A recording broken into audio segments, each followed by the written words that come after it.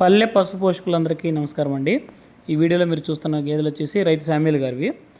ఇక్కడ ఏంటంటే రైతు శామ్యూల్ గారు ఏంటంటే మేజర్గా గ్రేజింగ్ పొలం ఇప్పడం కోసం అయితే తీసుకెళ్తారండి.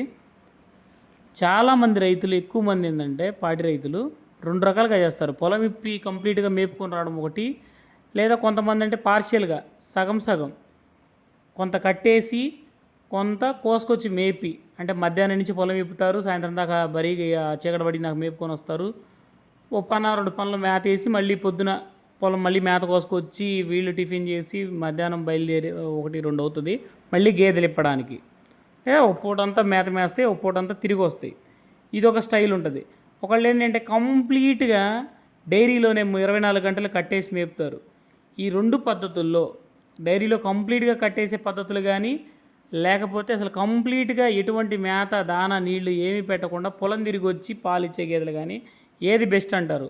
ఫర్ ఎగ్జాంపుల్ మనం డైరీలో వాటికైతే దానాలు పెట్టాలి, వాటికి ఖర్చు అవుతుంది. గడ్డి అంటే ఊరకలేదండి, దానికి కౌలు ఉంటుంది, దాన్ని కోయడం ఉంటుంది, దానికి నీళ్లు పెట్టాలి, యూరియా వేయాలి, గడ్డి కట్ చేయాలి, మనుషులు కావాలి, మళ్ళీ వాటి ఇంటికి తీసుకురావాలి, జాగ్రత్తగా తొక్కకుండా మేపుకోవాలి. అదే మనకి మళ్ళీ వాటికి 2 పూట్ల నీళ్లు దాపాలి, వాటి దగ్గరికే తీసుకెళ్ళి. చాలా చాకిరి ఉంటుంది, చాలా టైం కూడా కిల్ అవుతుంది. 2 పూట్ల శారీరక శ్రమ అయితే ఉండదు బర్రెలకి. అదే పొలం తిరిగి వచ్చే గేదెలు అయితే శారీరక శ్రమ ఎక్కువ ఉంటుంది. ఒక మనిషి 10-20 గేదెలైనా కంట్రోల్ చేయగలిగే కెపాబిలిటీ ఉంటుంది. ఏది బెస్టో కామెంట్ చేయండి. Please comment in comment box.